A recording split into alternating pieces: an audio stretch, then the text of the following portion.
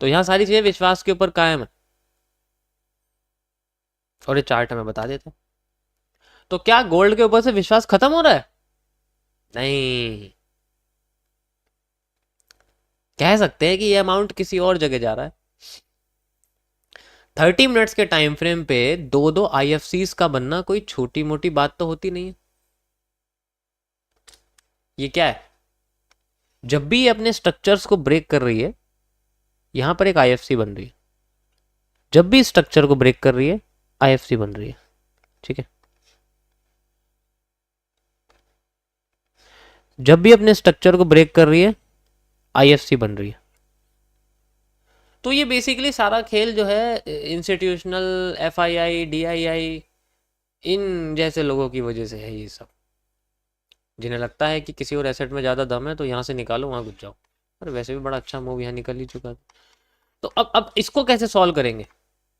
इसको सॉल्व करने का तरीका, बस स्ट्रक्चरल मैपिंग वैसे तो काम नहीं करती है, बट फिर भी यूज करने में कुछ नहीं जाता।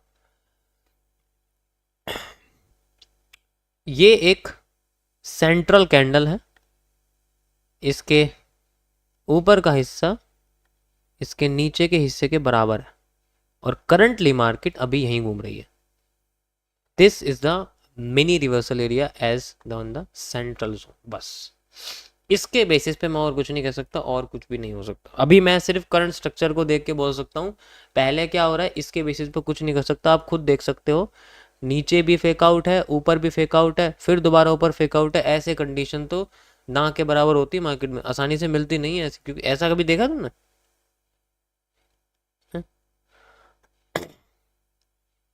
देखा है कभी ऐसा नीचे का कि हाँ भाई ऐसा कुछ हो रहा है कि वो इतनी बार फेक आउट दे रही है, इतनी ज़्यादा बार फेक आउट दे रही है कि, तो ये रेयर केसेस में होता है। ये बेसिकली उन जगह होता है जहां पर मूवमेंट स्ट्रक्चर्स के हिसाब से नहीं, साइकोलॉजी के हिसाब से आती है, किसी बड़े प्लेयर के सपोर्ट के हिसाब से आती है। तो वो सब चीज़ें मैटर करती हैं। तो ये मेरा सबसे पहला एनालिसिस है इसको लेकर। ठीक है, देखो जब से इलेक्शन आ रहे हैं मार्केट अनस्टेबल है। देखो अगर आपने कुछ कुछ मेरे retesting area, reversal area exact काम नहीं कर रहे। मार्केट रिवर्स कर रही है, लेकिन मेरी नज़र में तो रिवर्सल एग्जैक्ट नहीं है ना। वहाँ से वो वॉल्यूम बर्स्ट कर देती है, फिर ऊपर से नीडेड वॉल्यूम क्रिएट कर देती है, बहुत सारी चीज़ें क्रिएट कर रही है, तो वो एग्जैक्ट एरिया यूज़ नहीं कर रही जो हमें चाहिए।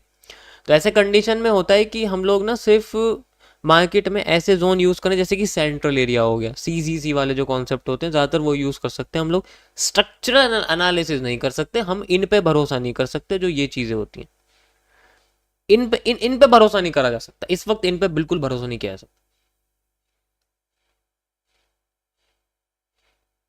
अभी देखो मैंने क्या बोला, बेशक मैं ऐसे कह रहा हूँ कि मैं ये नहीं कह रहा कि इन्हीं को सीखने की जरूरत होती है, सीखने की जरूरत तो इन्हीं को होती है, लेकिन कभी कभी होता है कि हमें कुछ चीज़ों को इग्नोर करना पड़ता है, क्योंकि वो डिसेबल हो, वो ऐसा होता है कि डिसेबिलिटी होती है, जिसके हाथ पैर नहीं चल रहे ढंग से, ये वो काम करते हैं।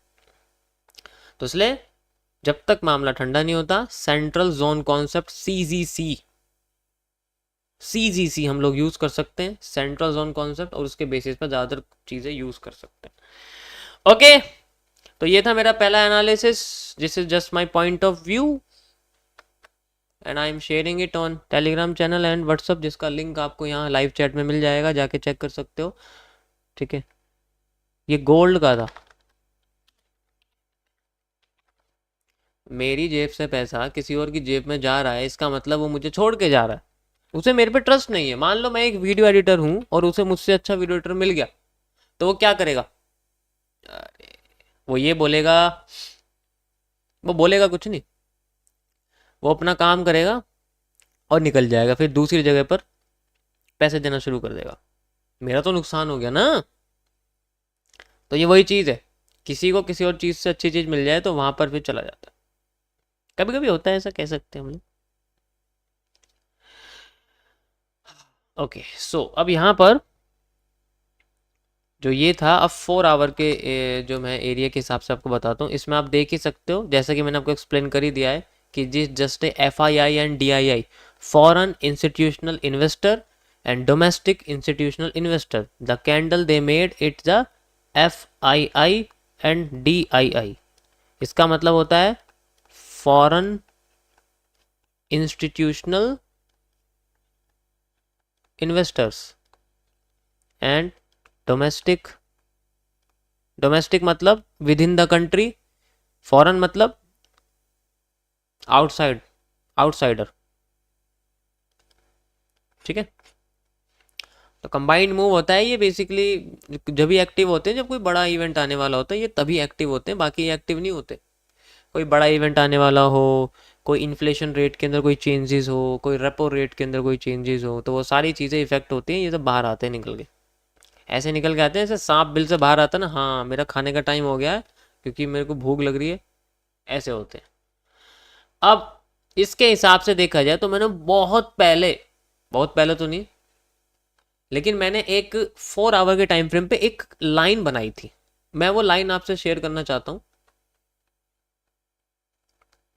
मैं देखता हूँ कहाँ पर है वो लाइन, रुको एक मिनट। मैंने 4 आवर में एक लाइन बनाई थी और उसका आपको ब्रेकआउट समझाया था कि हाउ वी कैन आइडेंटिफाई।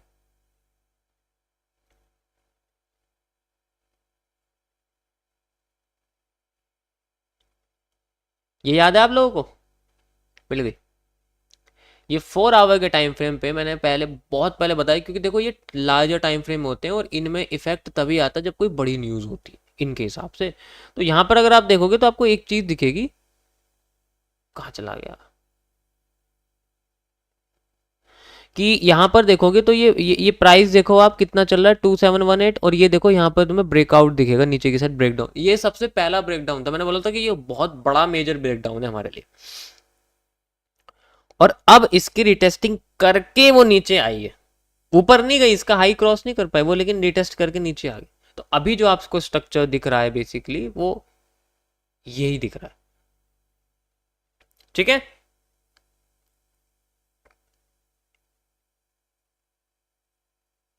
समझ आया?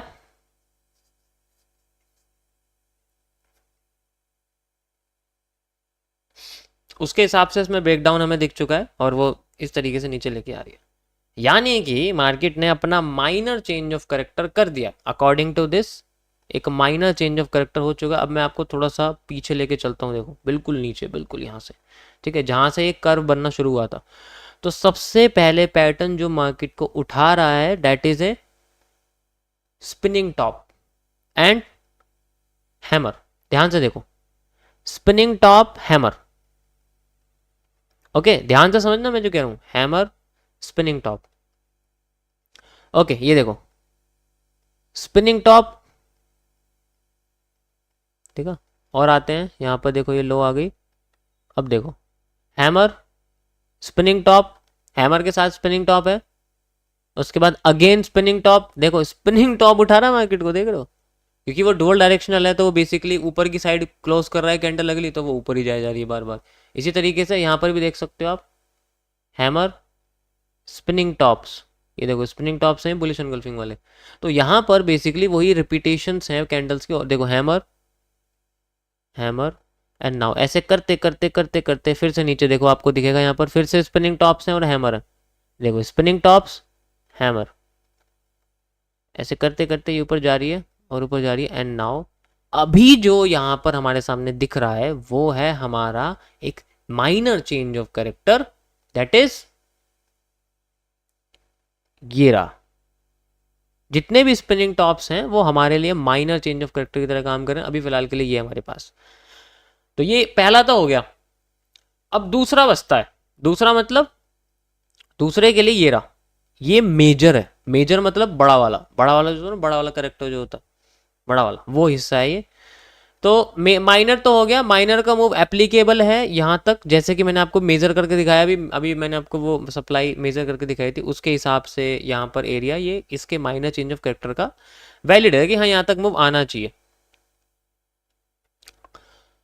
मेजर चेंज ऑफ कैरेक्टर का मूव यहाँ तक आना चाहिए, मेजर का मूव यहाँ तक आना चाहिए। तो अगर ये इसको क्रॉस करती है then we have a structural analysis best, एक स्ट्रेट जाते हुए मार्केट का एक बेहतरीन सा फास्ट ड्रॉडाउन, क्योंकि जब मार्केट धीरे धीरे करके उठती है तो एकदम गिर जाती है, और जब एकदम गिरती है